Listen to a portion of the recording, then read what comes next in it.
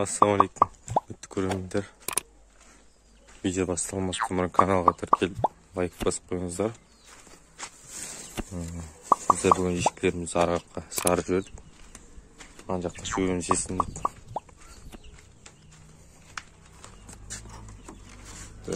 Сіздерге тауықтарымды көрсетіп жіберейін. Тауықтарымыз бір қалыпты.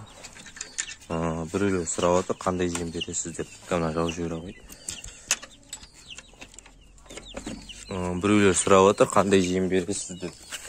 Мен бұларға кебек берем. Кебекте басқа жем беріп жатқан жоқпын қазір. Сосын жай ғана үйден шыққан атқұттарды беріп жатырмын, болды.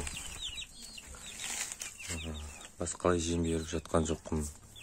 Енді бұйыртса бір-екі күндікте тағы жем алып келем. Ол жем көреміз қандай жем екен. Бұйыртса ақ білгеннен кейін тағы да видео түсіретін боламын. Біреулер тағы айтып жатыр, қыстық қоранға обзор жасашы деп. Қыстық қорам бұрынғы ескі үйдің ішінде болады. Алла бұйыртса соған асырайтын боламыз қыста.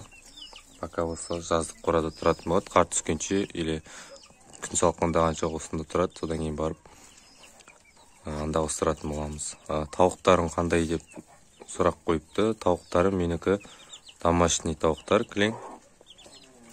Ана атеш қарақысы келіп жүр тауыққа. Ана атеш.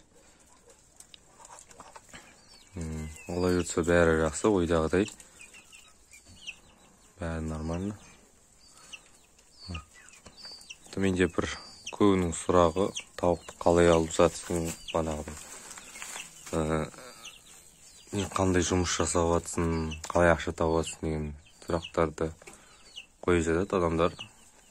Мен ақшаны телефон арқылы табамын. Бұлай енді жұмыс жасаймын.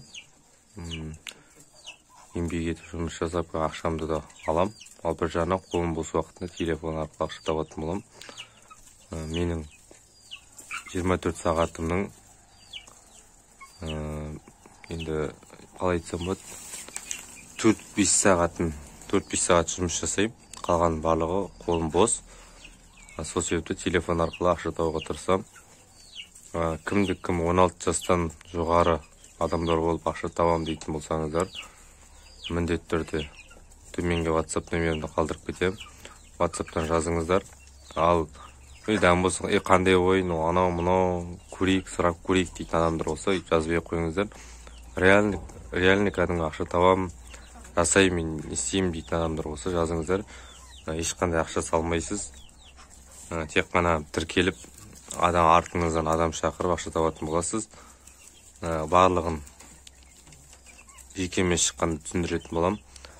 Әзірге видео болса, ешкі туралы видео сүріш деп жатыр. Алла берсе ешкі туралы видео сүретін болам.